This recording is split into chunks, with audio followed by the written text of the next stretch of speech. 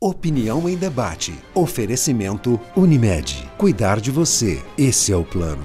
Complexo Sicoob. Produtos e serviços essenciais para o seu empreendimento crescer. Acesse www.sicoob.com.br. Boa noite para você aí de casa. É uma honra estar aqui novamente, substituindo o insubstituível Rosenval Ferreira nessa quinta-feira. E falando de um assunto que eu tenho certeza que se você não passou, conhece alguém que já passou, que são os transtornos mentais. Na Grécia Antiga, dizia-se corpo são, mente sã. E a mente não era somente a cultura, mas também uma mente equilibrada para que os guerreiros, os governantes pudessem ter equilíbrio emocional durante as guerras e seus governos.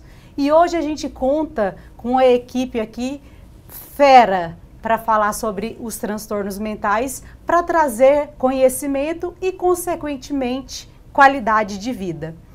Vou apresentá-los. Estamos aqui hoje, então, com a doutora Maia Léo Natal, né, doutora? Doutora Maia, que é psicóloga. Também contamos com a presença do doutor Gustavo Machado, médico na área também, né, de transtornos.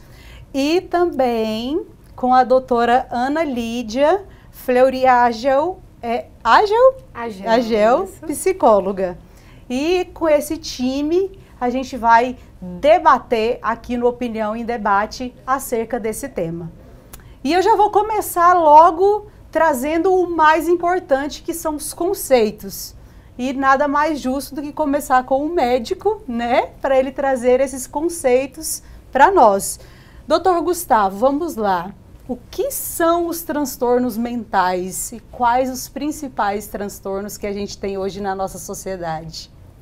Então, os transtornos mentais são alterações no sistema nervoso central, né? Então, a pessoa tem uma alteração na mente que vai desencadear prejuízos, seja eles na questão social, familiar, profissional, aprendizado. Então, os transtornos, muitas vezes, quando não tratados, eles vão comprometer a qualidade de vida do indivíduo ao longo da vida dele. Certo. E hoje os diagnósticos são mais fáceis ou continuam difíceis de serem conseguidos? Precisa de uma investigação mais a fundo ou esse diagnóstico ele é mais fácil de conseguir dentro do consultório? Com a experiência que a gente vai adquirindo ao longo do tempo, vai ficando um pouco mais fácil, né? Mas também teve uma evolução no diagnóstico. Hoje antigamente a gente tinha o CID-10, hoje em dia a gente usa muito o DSM-5, que faz com que a gente facilite uma padronização no diagnóstico. Então, para nós que trabalhamos com isso diariamente, se torna um pouco mais fácil, né? Mas tem muitos diagnósticos que requer muito detalhe, muito conhecimento, muito estudo, e por isso que a consulta normalmente ela é tão demorada, chega a durar mais de 1 hora em alguns casos. Certo. E aqui a doutora Maia, né, extremamente competente, que é psicóloga, trabalha também nesta área. Doutora, a gente na psicologia, nas psicoterapias, a gente vai para externalizar os nossos sentimentos. Uhum. A gente não vai lá buscar respostas, né? O paciente, através do autoconhecimento, ele consegue também chegar num diagnóstico? Olha, primeiro, boa noite a todos, boa noite a todas. Um prazer estar aqui de novo, Mônica, obrigada pelo convite. Você falou uma coisa no começo do programa que me chamou a atenção.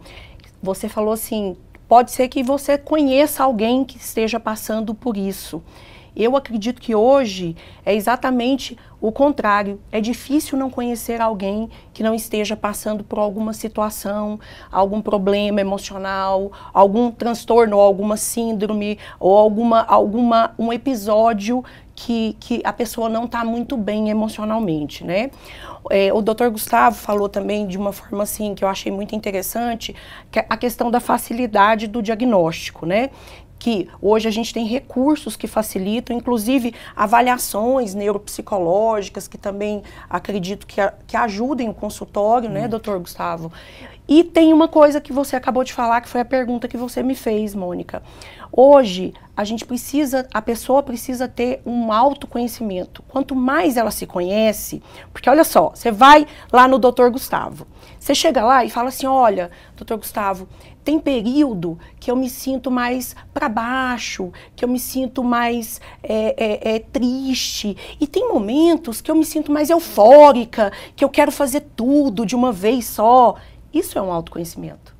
Se você vai começando a se descrever, sabe o que eu falo? É um manual de instrução. Você vai começando a construir o seu manual de instrução, auto-manual. E aí isso facilita quando você chega no consultório psiquiátrico, com psicólogo ou com psiquiatra, você chega com aquilo de uma forma mais concreta.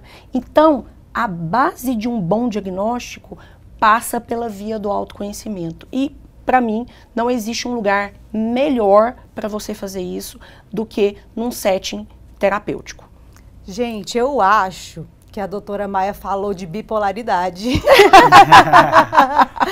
Não é não, doutora Ana Lídia? Acho que ela acabou falando de bipolaridade aqui, né?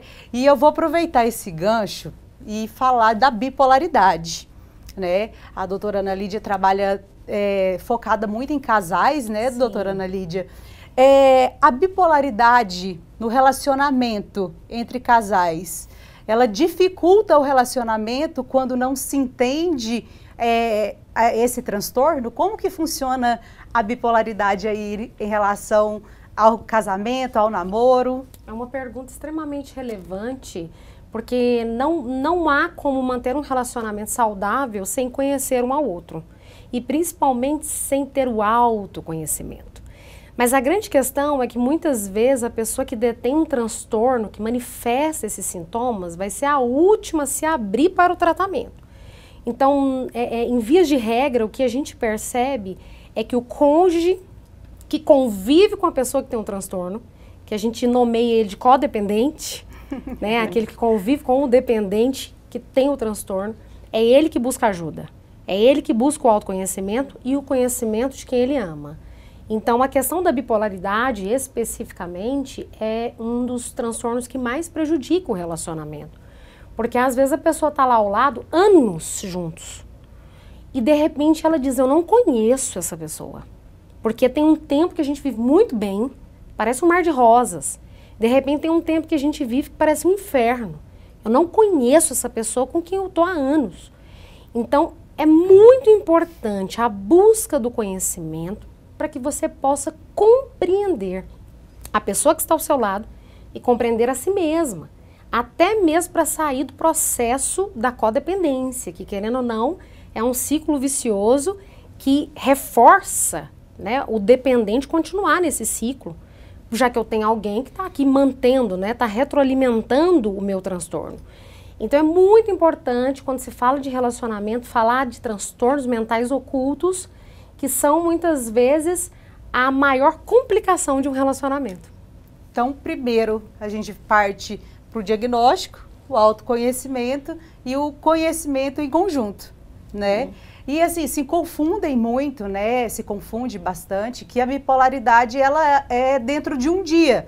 De manhã tô feliz, de tarde tô triste. E não é assim, né, doutor Gustavo? Não. Você pode explicar pra gente sobre a questão da bipolaridade, como que ela funciona? Com certeza. É muito engraçado isso, porque quando fala em bipolaridade, a primeira coisa que vem na mente das pessoas é isso. É uma pessoa que acorda feliz e vai dormir triste. E não tem nada a ver com isso, né? A bipolaridade são pessoas que em algum momento da vida elas tiverem um aumento muito grande da energia, né? Aumento da atividade. Então, normalmente, essas pessoas, em alguns períodos da vida, que normalmente tem que durar mais de 4 dias, que é os quadros de hipomania, que a gente chama, elas ficam com muitas eufóricas, muito agitadas ou muito irritadas. Então, costumam, naquele período, ficarem mais comunicativas, tendem a gastar muito, né? Gastar mais do que o padronizado na vida do indivíduo, tende a ficar com autoestima muito elevado. Então, naquele período, ela fica muito confiante, faz muitos planos, muitas ambições, muitos desejos. É muito comum relatarem para a gente que tem o pensamento, o cérebro, vira um computador que não desliga. Então, eles dizem para a gente, doutor, eu vou dormir, mas meu cérebro fica pensando coisas do passado, do futuro, do presente, eu não durmo. Então, tende a ter uma redução na necessidade de sono. Então, a pessoa que costumava dormir 7, 8 horas, de repente ela começa a dormir 4 horas por noite. Aí tende a ficar muito distraída, ter uma distraibilidade. Então, todos esses sintomas, eles vão acontecer durante um período que vão representar uma mudança no comportamento do indivíduo. E aí, doutor Gustavo, no próximo bloco você vai explicar o outro lado da bipolaridade.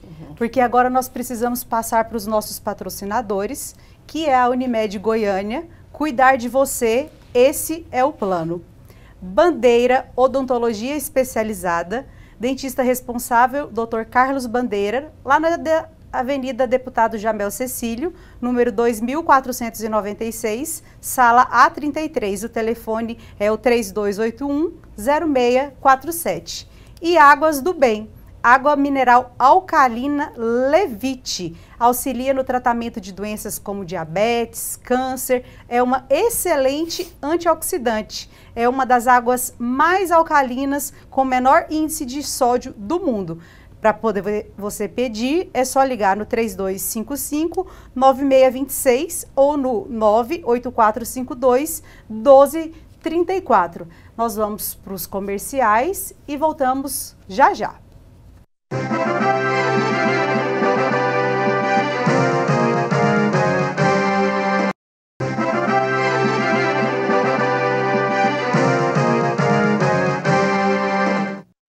Boa noite novamente, voltamos aqui com o nosso programa Opinião em Debate nessa noite de quinta-feira e o Dr. Gustavo vai retomar para trazer a segunda parte do transtorno de bipolaridade, porque ele falou da fase eufórica, aí tem a outra fase que ele vai explicar para nós entendermos como que funciona.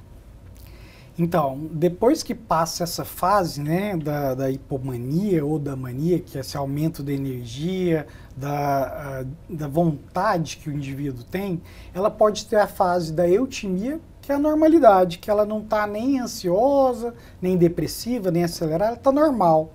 E aí é muito comum depois ela entrar numa fase depressiva. E aí acontece o que a gente chama da anedonia. O que é isso? É aquela falta de prazer em atividades antes prazerosas. Então, coisas que o indivíduo gostava de fazer, de repente, ele já não quer mais fazer, não quer mais sair, não quer mais viajar, não quer mais trabalhar, a produtividade diminui, ele pode ficar ou muito lentificado ou muito acelerado, ele pode ter aumento ou diminuição no apetite, pode ter alteração no sono, ou dormir mais do que o normal, ou começar a dormir menos, pode começar a sentir-se muito fadigado, cansado, sem energia.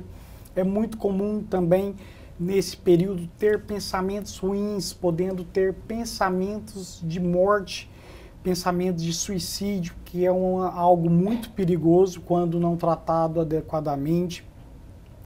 Então, essa fase é o que a gente chama da fase depressiva. É quando o indivíduo ele entra naquela parte da vida que perde a graça, ele fica desmotivado, que isso acaba prejudicando a questão de relacionamento, desempenho profissional, as interações sociais, familiares. Entendi. Então, assim, pessoal, o transtorno de bipolar, ele não é feliz, triste no mesmo dia. Eles são fases, né? Isso. E dentro do consultório de psicologia, a doutora Maia, a doutora Ana Lídia também pode falar para nós, primeiramente, doutora Maia, esse paciente, quando ele chega lá, ele chega reclamando não da fase eufórica, né? Uhum. Ele chega reclamando da depressão. Correto? Sim, sim. Normalmente, esse tipo de diagnóstico, quando chega até a gente, a pessoa chega numa fase ruim, nessa fase da baixa, né? E normalmente é levado, pelo menos a experiência que eu tenho de 22 anos de consultório, é que esse paciente ele não vai sozinho. De repente ele é levado pelo marido, pela esposa, pelo filho, enfim, é alguém que conduz esse paciente até o consultório, porque ele perde a vontade de tudo mesmo. Então ele não tem vontade nem de falar, ele não quer nada. Mas normalmente é assim que eles chegam até o consultório. E aí é interessante porque assim, quando bem tratado, porque eu tenho muitos pacientes que têm transtorno bipolar, que têm uma vida completamente normal. Porque é importante a gente falar isso aqui, sabe, Mônica? Porque existe um preconceito muito grande. Nossa, a pessoa tem transtorno bipolar de humor. Ixi, ela é doida. Ela sai de perto. E não é bem assim, gente. Aliás, não é assim. Hoje o tratamento, o Dr. Gustavo está aqui, ele pode me confirmar da parte de medicamento, né, de medicação, mas hoje o tratamento evoluiu muito. Então, hoje a pessoa consegue sim ter um equilíbrio desse transtorno. A gente não fala de cura, né, a gente não fala de cura, mas tem esse controle desse transtorno, desses sintomas, né? E aí, quanto menos acontece essa oscilação, melhor. A qualidade de vida vai ser maior. Doutora Ana Lídia, a gente falou um pouco aqui sobre o transtorno bipolar, não dá para a gente aprofundar, né, em todos os transtornos, mas na sua vivência de consultório, dentre os outros tantos transtornos que temos, né, na medicina, o que mais chega hoje para você, além do transtorno bipolar? Eu estou há 18 anos na área clínica e agora eu tenho essa especialização na terapia de casal. O que eu percebo dentro desses atendimentos é que o TDAH, que é o transtorno de hiperatividade com déficit de atenção, é o que mais está presente como situação de conflito entre o casal. E é dentro dessa hiperatividade, né, por exemplo, que a gente vê a pessoa que oscila de humor no dia. Então, aquilo que falava-se que era bipolaridade, por exemplo, é visto na hiperatividade, que é a pessoa que ela acorda eufórica e, de repente, um gatilho, né, afeta ela de tal forma que acabou com o humor dela. Outro problema, que é muito recorrente em consultório, dentro de terapia de casal, é o comportamento impulsivo que a pessoa hiperativa ela manifesta. Então, o comportamento impulsivo dentro de um transtorno, ele deve ser tratado, muitas vezes até com medicação, porque às vezes só as técnicas psicológicas, a conscientização de si mesmo, né, que vem do autoconhecimento, da autocrítica ali, não vai ser suficiente. Às vezes a pessoa ela vai ter necessidade mesmo de uma intervenção medicamentosa para poder controlar esse impulso no comportamento. Porque é uma questão biológica esse comportamento impulsivo, que mais uma vez eu digo que é uma das situações mais conflituosas entre o casal. Mas doutora, mas é muito impulsivo, né? Mas fala e me agride sem pensar. Eu falo, olha, é por conta da hiperatividade. Aí às vezes a pessoa vira e fala assim, você está defendendo? Eu falo, não, eu estou compreendendo.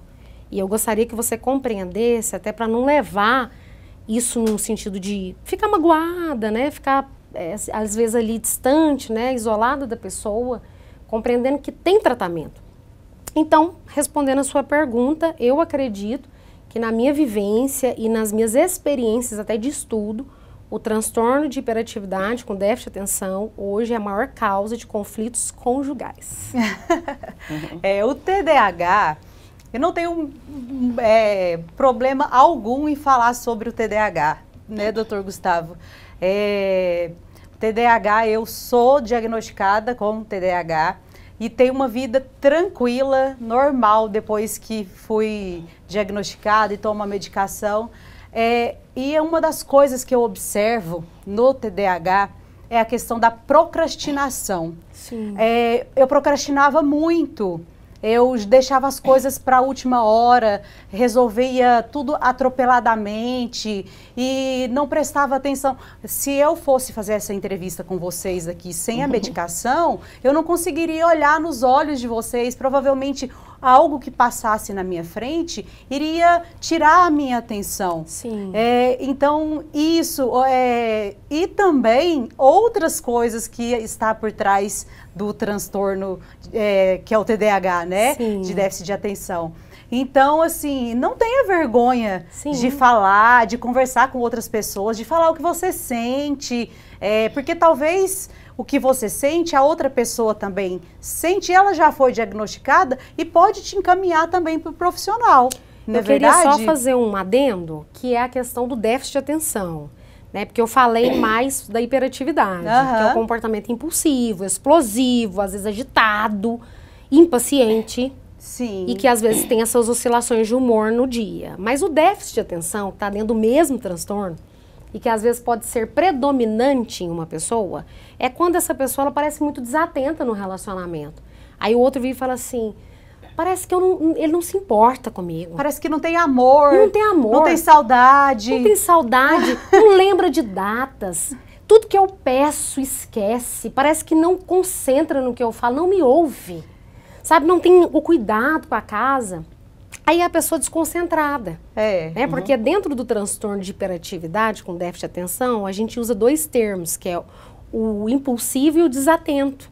Então, às vezes, o problema do casamento é a pessoa mais desatenta, que o outro já vai interpretar como falta de amor, falta de participação, né, falta de companheirismo, mas não é. Então, é só o déficit. São dois polos. Então, tem polos. que descobrir qual é o polo. E nós vamos para os nossos patrocinadores agora, que é a Crediju, a instituição financeira da família e dos negócios dos advogados em Goiás.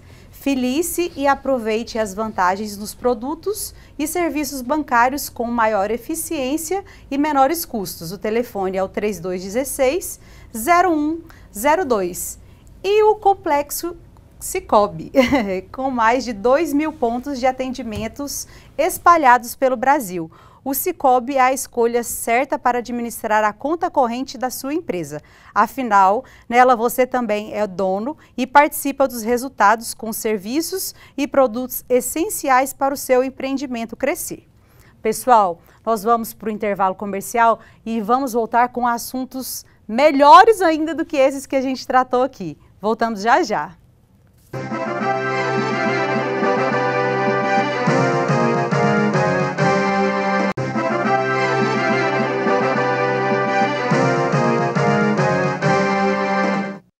Voltamos com o programa Opinião em Debate, nesse terceiro bloco. E o Dr. Gustavo vai trazer para a gente como fazer o diagnóstico do TDAH e os números também, né, a quantidade, né, de diagnósticos que tem sido feito no consultório, ou os números e os índices no Brasil e no mundo. Sim. Então, primeiramente, a literatura nos dá algumas informações que 5% das crianças têm TDAH, então é um número expressivo, que a cada 100, 5. Na fase adulta, a cada 100, 2,5 tem TDAH. Um dado muito importante é que 70% das pessoas que têm TDAH têm outros transtornos comórbidos. Então a pessoa não tem só TDAH, ele vai ter TDAH com ansiedade, TDAH com depressão, TDAH com bipolaridade, TDAH com transtorno de personalidade borderline, entre os 300 transtornos que a gente tem na psiquiatria. Então, é muito importante a gente entender que o TDAH, obrigatoriamente, ele tem que ter acontecido antes dos 12 anos.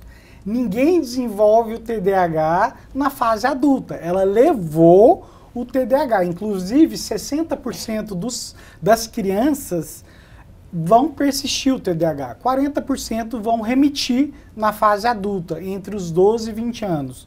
E como que a gente faz esse diagnóstico? Então, a pessoa, ela tem que ter um prejuízo na desatenção, hiperatividade e impulsividade em pelo menos 2 meios, né? Seja, por exemplo, no escolar e em casa. Ela vai ter prejuízo social, no aprendizado, profissional. Então, ela tem que ter esse prejuízo e tem que acontecer no desenvolvimento e ter uma durabilidade de, no mínimo, 6 meses, né?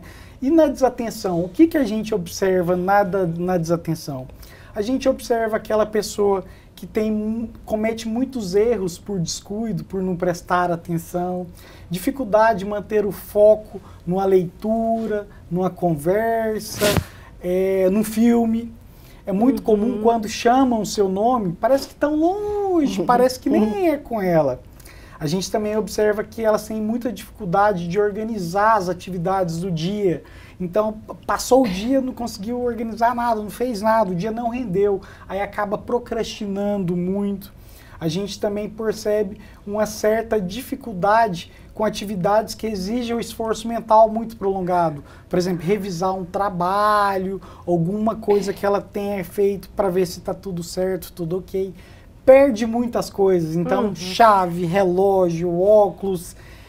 A gente também percebe ligação, a pessoa liga, tinha que retornar uma ligação, responder um WhatsApp, pagar uma conta. Então, tudo isso a gente observa no lado da desatenção. Aí, pelo lado da hiperatividade e impulsividade, a gente observa aquelas pessoas que são muito inquietas. Então, elas estão aqui na cadeira, elas ficam contorcendo na cadeira. Mexendo a perninha. Mexendo as mãos, mexendo os pés. Então, parece que tem um motorzinho dentro delas que não desligam. Então, são aquelas pessoas que têm grande dificuldade de fazer atividades de calmaria. Por exemplo, fazer um yoga, uma meditação. A pessoa tem muita dificuldade com isso. Elas também têm muita dificuldade de esperar, ficar em fila. Elas vão ficando muito angustiadas. Uma coisa clássica é aquelas pessoas que estão, por exemplo, numa sala de aula, numa palestra, aí na hora mais importante da palestra, a pessoa levanta, vai no banheiro, vai tomar uma água, e aí depois ela chega que ela vai se tocar, que ela perdeu a parte mais importante. Elas tendem também a ser muito impulsivas na questão de interromper outras pessoas. Quando a pessoa é mais lenta, ela vai completando a frase das outras pessoas. Isso aí atrapalha as questões de relacionamentos. Por exemplo, quando elas estão próximas de duas pessoas que estejam conversando um assunto que ela domina, quando ela vê, ela já entrou na conversa das outras pessoas. Então, tudo isso são indicativos que a pessoa tem o polo ou de hiperatividade e impulsividade, quanto do polo da desatenção. Gente, o doutor Gustavo não me descreveu, tá? Ele só trouxe realmente o que é o TDAH. Brincadeiras à parte, é porque quando vai falando, você vai se identificando, né, com determinadas características, e aquilo vai trazendo para você um certo conforto. E a gente estava nos bastidores aqui conversando, e a doutora Ana Lídia quis, né, falar, porque ela falou que ela tem autoridade para falar sobre o autismo, né? E assim, curiosamente, eu tenho essa questão comigo, além de você falar sobre o autismo em si, doutora, aumentaram-se a procura para saber o que está acontecendo, ou realmente as pessoas passaram a vir mais ao mundo com o transtorno do espectro autista? Primeiro, eu não queria dizer, né? Eu não disse que eu tenho autoridade. Eu disse que eu tenho uma realidade na minha casa, né? Porque minha filha mais nova, ela tem o transtorno do espectro autista, que, querendo ou não, me fez aprofundar mais nos estudos sobre o assunto. E acaba que isso dá para nós uma realidade de fala, né? Então, o que nós percebemos nos estudos é que aumentaram os níveis de autistas e também houve o aumento da conscientização, das ferramentas do próprio diagnóstico. Então, antigamente existiam autistas E esses autistas, eles sofriam, né, as limitações próprias do transtorno e a falta de compreensão da sociedade.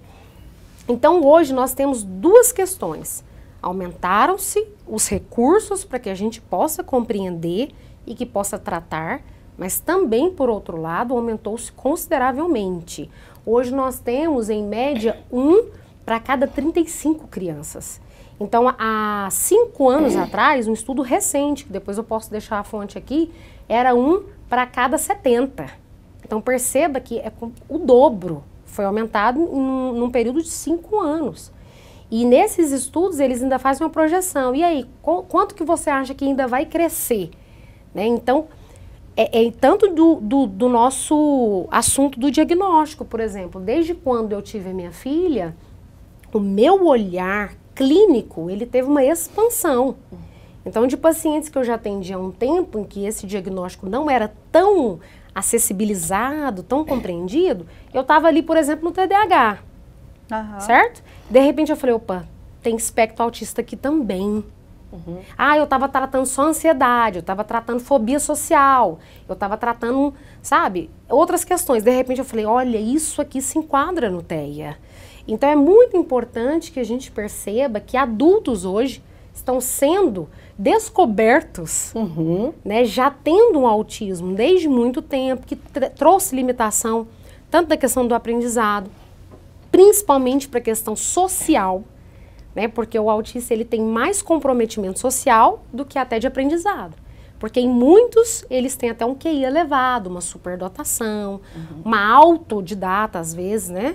Então é muito importante nós compreendermos e falarmos sobre todos esses diagnósticos, porque eles estão mais próximos de nós do que a gente imagina. Se a gente for avaliar cada pessoa particularmente, ela vai ter pelo menos um diagnóstico. Sinceramente, na nossa geração hoje, nós vamos encontrar. Nem que seja um transtorno reativo. É igual aquela questão, né, doutora? De perto ninguém é normal, né? Ou seja, quando a gente aprofunda nas situações próprias da pessoa, a gente vai encontrar alguma questão. E hoje nós temos também os transtornos reativos, que valem a pena serem mencionados, que é aquele que a pessoa ela vai manifestar depois, por exemplo, de um trauma, por exemplo, transtorno pós-traumático. Tem a própria depressão reativa, que foi depois de um episódio traumático. E nós temos também hoje uma geração superestimulada, onde a gente encontra a síndrome do pensamento acelerado, que às vezes é confundida com TDAH. Então, às vezes o Dr. Gustavo estava aqui mencionando as características do TDAH e a pessoa está numa síndrome super acelerada, uma mente cheia de informações, ela fala, sou TDAH. Por isso que é importante buscar os profissionais para ter o diagnóstico fechado e concluído correto, né? Nossa, a doutora Ana Lígia falou uma coisa agora que é muito importante, porque a gente também fala dos traços de alguns transtornos, né? Por exemplo, eu tenho traços obsessivos, mas eu não tenho transtorno obsessivo-compulsivo, né? E às vezes alguns traços até nos ajudam. Por exemplo, alguns traços que eu tenho me ajudam em alguns aspectos, mas isso não significa que eu tenho o diagnóstico. Isso aí foi fundamental dizer, porque hoje está muito na moda a pessoa se autodiagnosticar, tá muito. É porque tem o Dr. Google, né?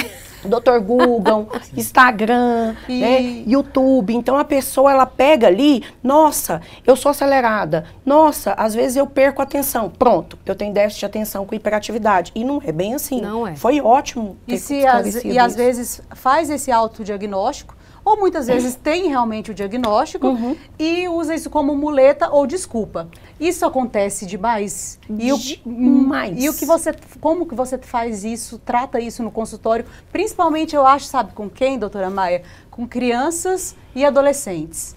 Porque inventam muitas desculpas para não fazer determinadas coisas, né? Sim, as crianças e os adolescentes, eles utilizam muito, eles querem relatório para poder não fazer a prova, né? Eles querem, doutora, me dá um laudo, porque, afinal de contas, eu tenho déficit de atenção. Então, assim, e tá tratado, tá medicado, né? Mas, assim, existe essa muleta, né? E a gente tenta mostrar isso de forma clara, né? Para a criança, para o adolescente, para os pais. Mas não é só criança que usa isso como muleta, não, Mônica. E os adultos. os adultos, né? Eu atendo um casal, né? Ele descobriu que tem o déficit de atenção, né, e hiperatividade aos 50 anos, agora que ele descobriu, ele achava que ele era burro, ele achava que carregou isso a vida inteira, e ele é uma pessoa muito bem sucedida na profissão, muito bem, uma pessoa que alcançou lugares que ele ia para terapia e falava assim, parece que eu sou uma fraude, porque ele tinha uma inteligência muito grande, era uma luta, mas descobriu isso. Ok, mas no casamento agora ele colocou isso como fosse uma desculpa.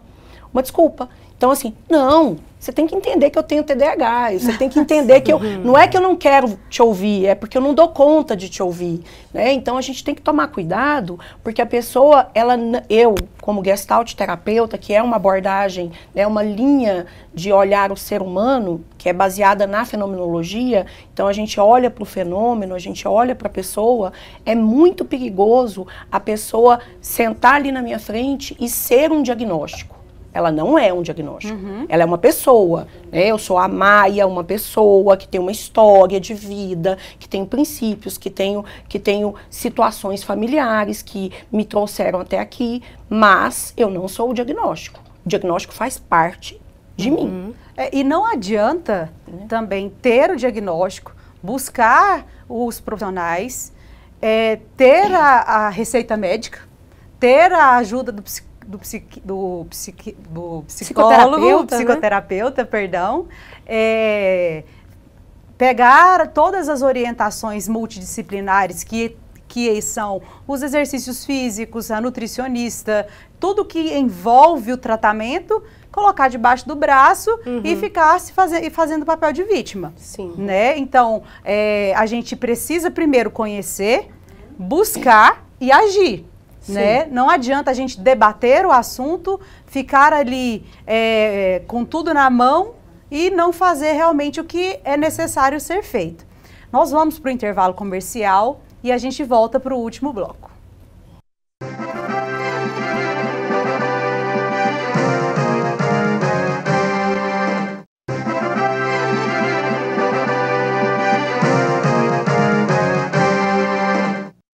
Voltamos para o último bloco do programa Opinião em Debate.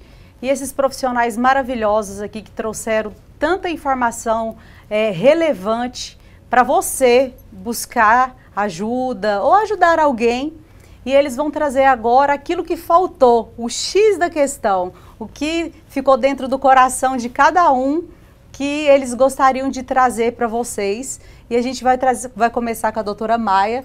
Doutora Maia, eu, antes de tudo, quero agradecer por você ter aceitado o convite, tá? Muito obrigada por estar aqui. Eu que estou aqui. E fique à vontade, pode também depois deixar o Instagram de vocês, tá? O telefone e o local de atendimento.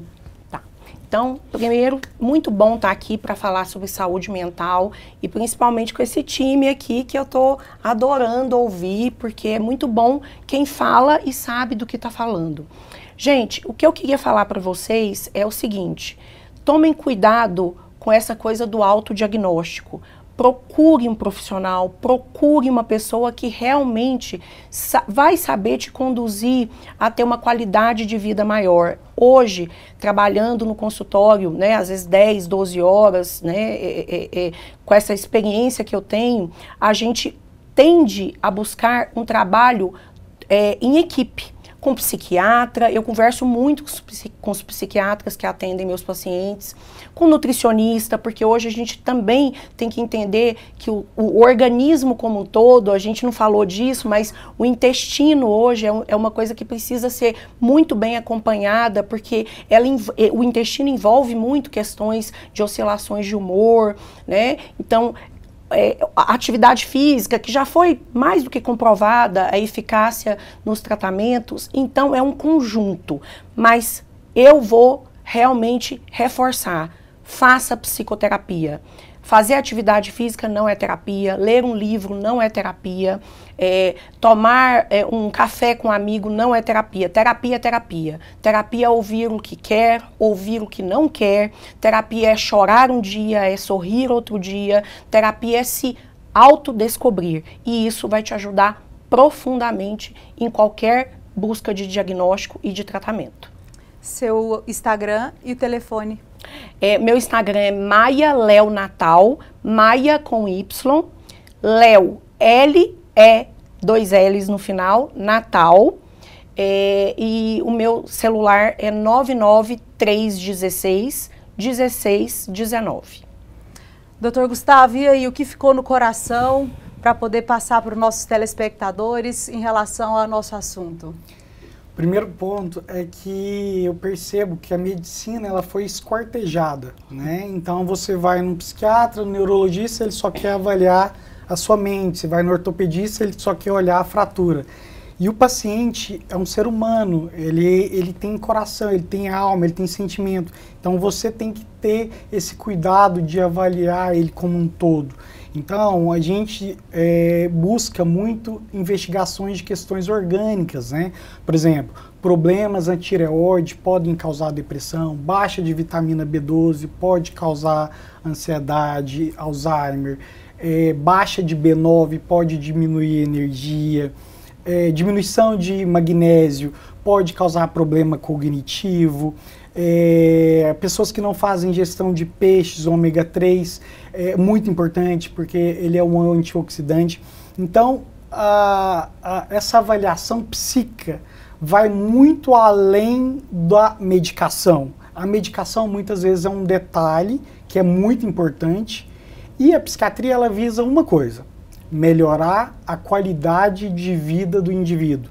Então, a partir do momento que melhora o rendimento, o desempenho, a pessoa fica uma pessoa mais previsível, ela vai ser uma pessoa que tem mais chances de ser bem-sucedida, uma pessoa que vai ter relacionamentos mais estáveis, mais saudáveis. Doutor Gustavo, muito obrigada pelo convite, ter aceito o convite. Eu fico feliz. E deixa seu Instagram e seu telefone também para os nossos telespectadores. Meu Instagram é Dr. Gustavo Machado. Eu atendo em 3 clínicas. A minha clínica mesmo é no Orion, chama Clínica Melhore. Entrando no meu Instagram já vai estar todos os telefones de todos os locais que eu atendo. Muito obrigada. E aí, doutora Ana Lídia, finalizando com chave de ouro, o que ficou no coração e o que precisa ser falado para nosso telespectador fechar com chave de ouro e ir atrás, né, daquilo que realmente necessita. Eu queria dizer que descobrir um transtorno é uma oportunidade de recomeçar. As pessoas, elas sofrem muito pelo desconhecimento. A Bíblia já fala isso em Oséias, capítulo 4. O povo sofre por falta de conhecimento. Então, quando você tem o conhecimento de um transtorno, que estava ali com você, ou está ao lado, né, com a pessoa que você mais ama, e de repente, essa descoberta, ela traz um novo sentido para a sua vida, e você diz, agora eu entendi, então agora vamos fazer diferente. Eu fico emocionada até em falar isso, porque a oportunidade de descobrir um transtorno, poder tratá-lo, poder regular, poder, sabe, juntar aquilo que muitas vezes foi espalhado, né, pelos transtornos ali ocultos, é realmente um presente que hoje a medicina, a psicologia e todo esse acervo de pessoas, né, a serviço da vida, ele te oferece. Então, às vezes você está sofrendo porque está preso ainda no orgulho, está preso na negação. Não, isso aí não é coisa para mim, isso pode ser para qualquer outra pessoa. Então, o que eu gostaria de finalizar dizendo é: lute contra a negação, lute contra a ignorância e busque compreender por que é que você está sofrendo ciclos de repetição, por que é que você está sofrendo conflitos nos relacionamentos mais importantes. Provavelmente são transtornos que podem ser não apenas diagnosticados, mas tratados e solucionados. Eu acredito. Eu também acredito. Demais. O nosso programa... Eu não deixei o meu contato. Ah, é verdade. Com licença. É verdade, o seu Instagram e o seu contato. O meu Instagram é Ana Lídia, normal, com I, tá? E com D, Ana Lídia. E Said, que é o meu esposo, Said, S-A-I-D, Agel, A-G-L, ponto terapia. Ana Lídia e Said Agel, ponto terapia. Por quê? Porque somos um casal de terapeutas para ajudar as famílias. Somos terapeutas de casais, somos terapeutas sistêmicos familiares, que é um olhar mais profundo, até em termos da espiritualidade também, para as questões fenomenológicas que muitas vezes geram até os transtornos. Então, lá na nossa página você pode também encontrar os nossos contatos e entender mais como que a gente ajuda as pessoas. E foi um prazer estar aqui com vocês. Muito obrigada por ter aceitado o convite, doutora Ana Lídia também. Pessoal, nosso programa ele tem o apoio da Casa Cabral Goiânia, que é uma casa de carne e empório gastrobar. Ela fica na Avenida Jamel Cecílio, número 3315, Goiânia, Brasil, né? Lógico, aqui no nosso Brasil. E essa uma carninha aí também é uma terapia, né? Ajuda também a dar uma melhoradinha, né, gente? Mas falando realmente, pra gente finalizar com chave de ouro, esses profissionais aqui são profissionais sérios, profissionais competentes, e não fique aí sofrendo à toa. Busque ajuda, vá atrás do profissional, e se você tem dificuldade de ir atrás do profissional, peça ajuda por um amigo que vai te encaminhar. Gente, boa noite, fiquem com Deus e até a próxima, se Deus quiser.